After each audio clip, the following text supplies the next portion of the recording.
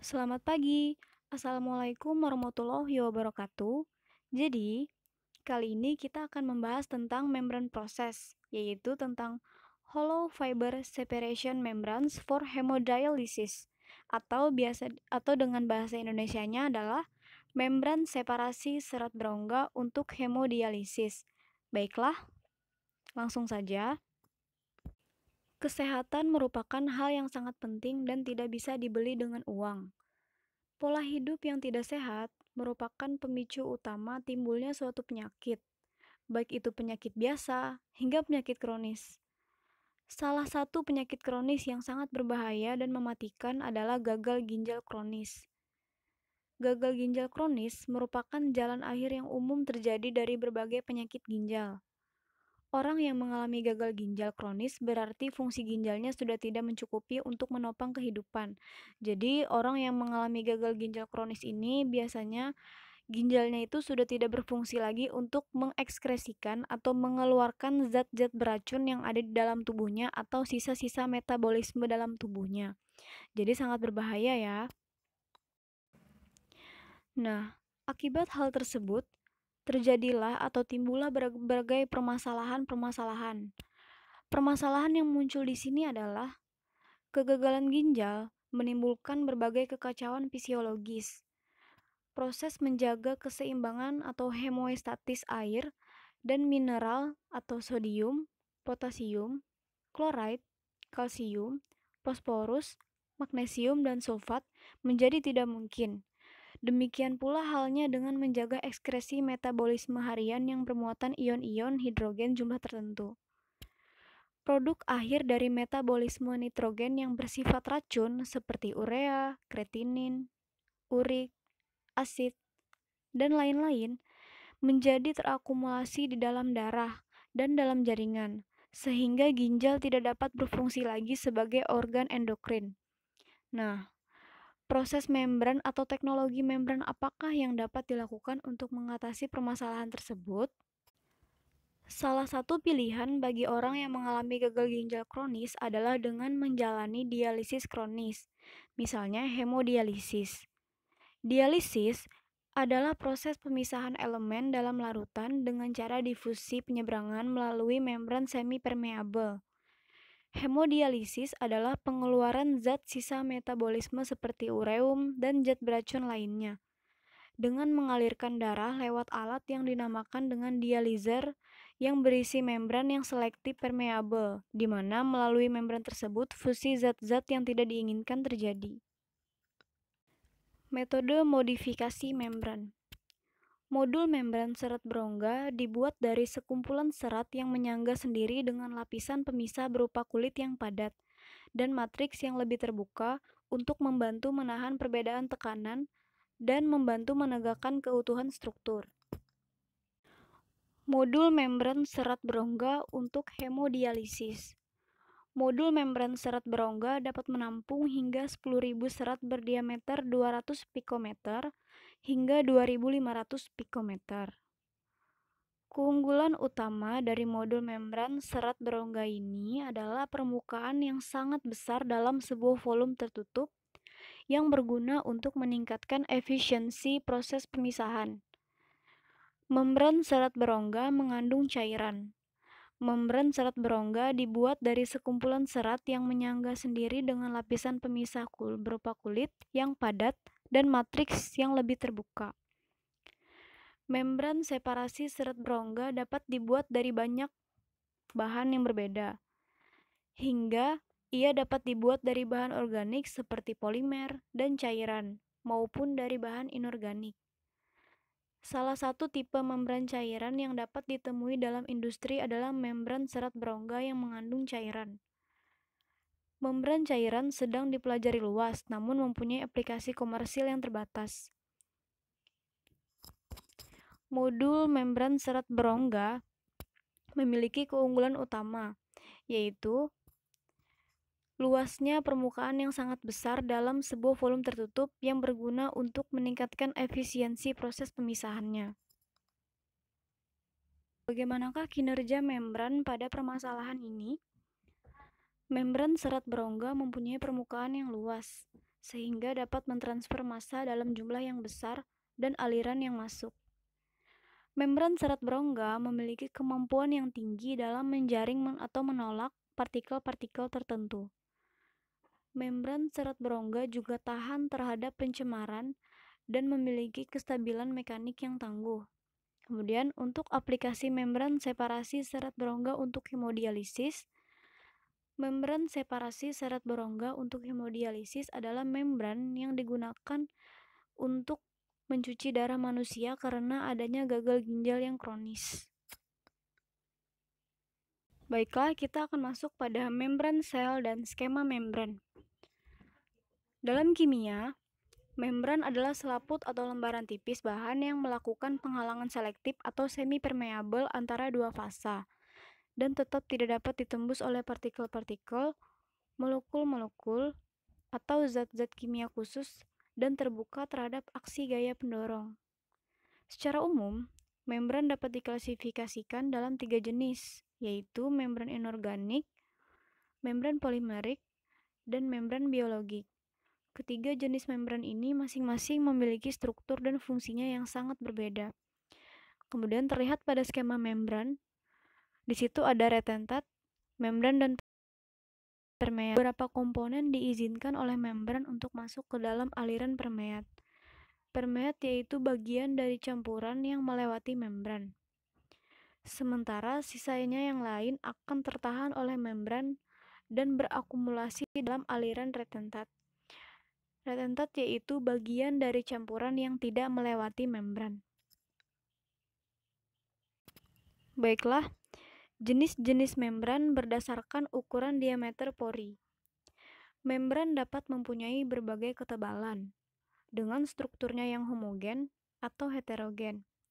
Berdasarkan ukuran diameter porinya, membran terdiri dari 3 jenis, yaitu mikroporos, mesoporos, atau makroporos. Membran yang memiliki ukuran diameter pori berjenis mikroporus, dia memiliki diameter pori yaitu kurang dari 2 nanometer. Kemudian untuk membran yang memiliki ukuran yang termasuk dalam jenis mesoporos, ia memiliki ukuran diameter pori 2 nanometer atau kurang dari diameter pori atau kurang dari 50 nanometer. Untuk membran yang memiliki ukuran berjenis makroporos, ia memiliki diameter pori yaitu sebesar lebih dari 50 nanometer. Dalam mendefinisikan pori membran, untuk penyederhanaan dalam teori, suatu pori diasumsikan berbentuk silinder paralel atau kapiler silinder tak berpotongan. Namun nyatanya, pori membran merupakan jaringan acak dengan struktur tak beraturan dan memiliki ukuran yang berbeda-beda. Kemudian, membran dapat pula netral atau bermuatan, dan perpindahan partikelnya dapat aktif atau pasif. Perpindahan pasif dibantu oleh perbedaan tekanan, perbedaan konsentrasi, perbedaan kimia, maupun perbedaan kelistrikan pada proses membran. Selanjutnya adalah geometri dan konfigurasi aliran pada membran separasi. Terdapat 2 konfigurasi utama aliran proses membran filtrasi atau membran separasi, yaitu aliran silang atau cross flow dan aliran dead end. Dalam filtrasi aliran silang atau cross flow, aliran yang dimasukkan adalah tangensial terhadap permukaan membran. Retentat dipindahkan dari sisi yang sama, yaitu ke aliran yang sama, namun menjauh dari aliran masuk. Sementara aliran permeat dead end arah aliran cairan tegak lurus permukaan membran. Kedua macam geometri aliran memberikan keuntungan dan kerugian. Membran dead end relatif mudah dibuat oleh pabrik sehingga mengurangi biaya proses pemisahan. Proses pemisahan membran dead end mudah untuk dilaksanakan dan prosesnya pun biasanya menggunakan biaya yang lebih murah dibandingkan filtrasi membran aliran silang atau cross flow. Proses filtrasi dead end biasanya proses tipe batch atau sekumpulan, di mana larutan yang akan disaring, dimuatkan atau dimasukkan secara perlahan ke dalam alat membran. yang kemudian memperkenankan jalan lintasan beberapa partikel menjadi sasaran gaya penggerak. Kerugian utama filtrasi dead end adalah pencemaran membran yang luas dan polarisasi konsentrasi. Pencemaran yang terbentuk biasanya lebih cepat pada gaya penggerak yang lebih tinggi. Pencemaran membran dan penyimpanan partikel dalam larutan yang dimasukkan juga membentuk gradien konsentrasi dan aliran balik partikel atau polarisasi konsentrasi. Peralatan aliran tangensial lebih intensif untuk harga dan kerjanya, tetapi mereka tidak rentan terhadap pencemaran karena efek dan laju gesek yang tinggi dan berlalunya aliran.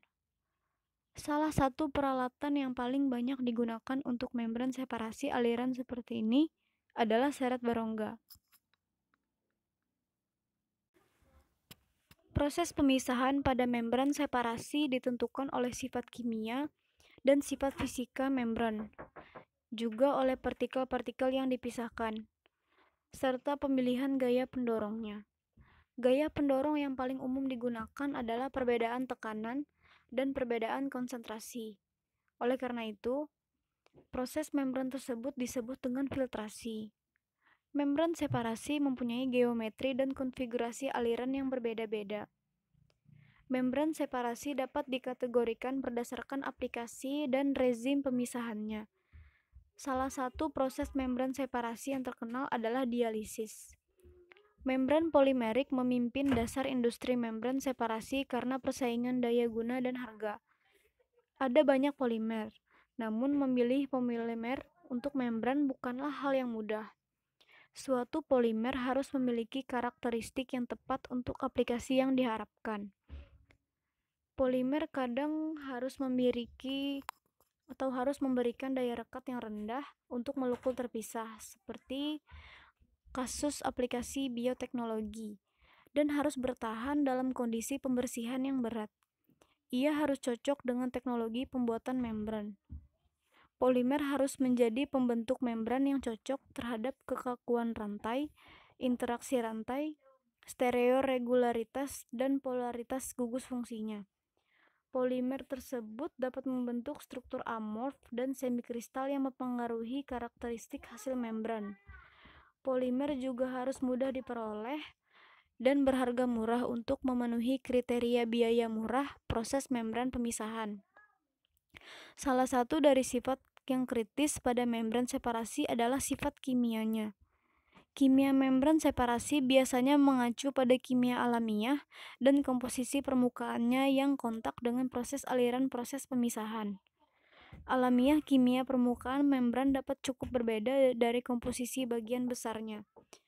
Perbedaan ini dapat dihasilkan dari penyekatan bahan pada suatu tingkat fabrikasi membran, atau oleh suatu modifikasi setelah pembentukan permukaan yang diharapkan. Kimia permukaan membran menciptakan sifat yang sangat penting seperti hidrofilik dan hidrofobik, kehadiran muatan ionik, membran tahan panas atau tahan bahan kimia, daya gabung rekat untuk partikel-partikel dalam larutan, dan biokompatibilitasnya. Selanjutnya adalah membran hemodialisis. Seperti yang terlihat pada gambar, prinsip kerja membran seret berongga pada aplikasi dialisis darah. Darah mengalir melalui satu sisi dari membran semi-permeabel dan dialisat atau cairan mengalir melalui sisi yang berlawanan. Zat terlarut atau cairan yang lebih kecil akan melewati membran. Darah mengalir pada satu arah dan dialisat mengalir pada arah yang berlawanan, seperti yang terlihat pada gambar membran hemodialisis disebut. Penghitung aliran dari darah dan dari dialisat memaksimalkan perbedaan konsentrasi dari zat terlarut antara darah dan dialisat, yang akan membantu mengeluarkan urea dan kreatinin lebih banyak lagi dari darah. Konsentrasi zat terlarut atau kalium, fosfor, dan urea tidak diharapkan tinggi di dalam darah, namun rendah atau tidak ada sama sekali dalam larutan dialisis dan penggantian dialisat secara konstan, memastikan bahwa konsentrasi dari zat terlarut yang tidak diinginkan dapat dijaga agar tetap rendah pada sisi membran. Larutan dialisis mempunyai mineral seperti kalium dan kalsium yang konsentrasinya sama dengan konsentrasi pada darah yang sehat. Untuk zat terlarut lainnya, bikarbonat, konsentrasi larutan dialisis dibuat sedikit lebih tinggi dari konsentrasi pada darah normal agar terjadi difusi bikarbonat ke dalam darah, yang berfungsi sebagai buffer pH untuk menetralisasi metabolisme yang menghasilkan asam yang sering dialami oleh penderita gagal ginjal. Konsentrasi komponen dari dialisat diresepkan oleh dokter ahli ginjal yang disesuaikan dengan kebutuhan masing-masing penderita atau pasien. Hemodialisis. Hemodialisis adalah pengeluaran zat sisa metabolisme seperti ureum dan zat beracun lainnya dengan mengalirkan darah lewat alat yang dinamakan dengan dializer yang berisikan membran yang selektif permeabel, di mana melalui membran tersebut fusi zat-zat yang tidak diinginkan terjadi. Pada proses hemodialisis, darah dialirkan keluar tubuh dan disaring di dalam ginjal buatan yang disebut dengan dializer. Darah yang telah disaring kemudian dialirkan kembali ke dalam tubuh. Rata-rata manusia mempunyai sekitar 5,6 hingga 6,8 liter darah, dan selama proses hemodialisis hanya sekitar 0,5 liter saja yang berada di luar tubuh. Untuk proses hemodialisis dibutuhkan pintu masuk atau akses agar darah dari tubuh dapat keluar dan disaring oleh dializer, kemudian kembali ke dalam tubuh. Proses hemodialisis terjadi di luar tubuh. Pada proses ini digunakan sebuah mesin hemodialisis yang memiliki filter khusus yang disebut dengan dializer atau ginjal buatan. Dializer atau ginjal buatan ini berfungsi untuk membersihkan darah. Pertama adalah mengalirkan darah ke dializer. Untuk mengalirkan darah ke dializer, maka dibuatlah akses atau pintu masuk ke dalam pembuluh darah. Akses atau pintu masuk untuk menuju pembuluh darah tersebut dibuat dengan cara melakukan operasi kecil yang biasanya dilakukan pada tubuh bagian lengan. Dalam proses hemodialisis ini juga ada yang namanya fistula yang berfungsi untuk menghubungkan arteri dan vena pada lengan penderita. Bagaimana cara dializer membersihkan darah? Dializer atau filter khusus memiliki dua bagian. Satu bagian digunakan untuk darah penderita gagal ginjal dan satu bagian lagi digunakan untuk cairan cuci yang disebut dengan dialisat. Dalam proses hemodialisis ini menggunakan sebuah membran tipis yang memisahkan kedua belah pihak. Sel darah, protein, dan zat-zat penting lainnya tetap berada di dalam darah karena ukuran mereka terlalu besar untuk dapat melewati membran. Produk limbah yang berukuran lebih kecil seperti akretinin dan cairan ekstra akan melewati membran dan kemudian dibuang. Pembersihan cairan atau perubahan dialisat dapat dibuat sesuai dengan kebutuhan khusus penderita gagal ginjal.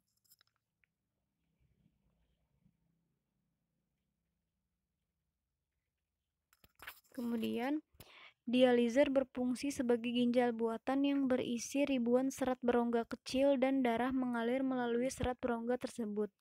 Sedangkan cairan dialisis mengalir di sekitar arah yang berlawanan. Serat berfungsi sebagai membran semi-permeabel, yang berarti beberapa zat dapat melewati itu, sementara yang lain tidak bisa. Ada bermacam-macam mesin hemodialisis sesuai dengan mereknya, tetapi prinsipnya sama saja, yaitu blood pump, sistem pengaturan larutan dialisat, sistem pemantauan mesin terdiri dari blood circuit dan dialisat circuit, dan berbagai monitor sebagai pendeteksi jika ada kesalahan, dan komponen tambahan seperti heparin pump, tombol bikarbonat, kontrol ultrafiltrasi, program ultrafiltrasi, kateter vena, dan blood volume monitor. Kemudian terlihat lagi ada satu lagi gambar tentang proses hemodialisis. Di situ terlihat dalam produk limbah dializer menyaring dari darah melalui membran buatan ke dalam cairan yang disebut dialisat. Darah dipompa dari fistula arteriovenosa ke dializer. Darah murni dipompa dari dializer ke fistula arteriovenosa. Baiklah, yang terakhir adalah aliran pada membran dalam proses dialisis. Dialisis dalam hal ini adalah proses pemisahan elemen dalam larutan dengan cara difusi melalui penyeberangan membran semi permeabel. Atau dengan kata lain, perjalanan zat terlarut secara difusi karena adanya gaya pendorong berupa perbedaan konsentrasi.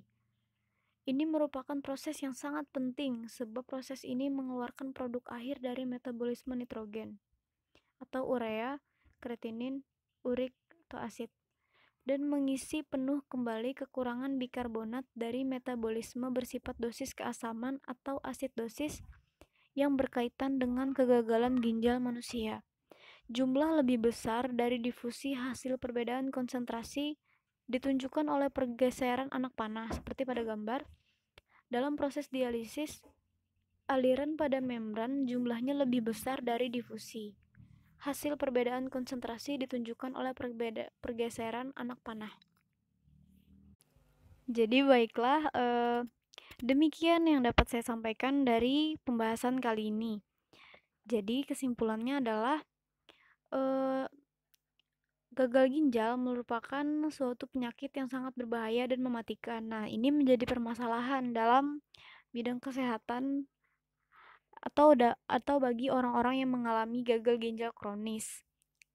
Jadi, suatu teknologi membran atau membran proses yang dapat dilakukan untuk mengatasi permasalahan tersebut, yaitu penyakit gagal ginjal kronis tersebut adalah dengan metode membran separasi.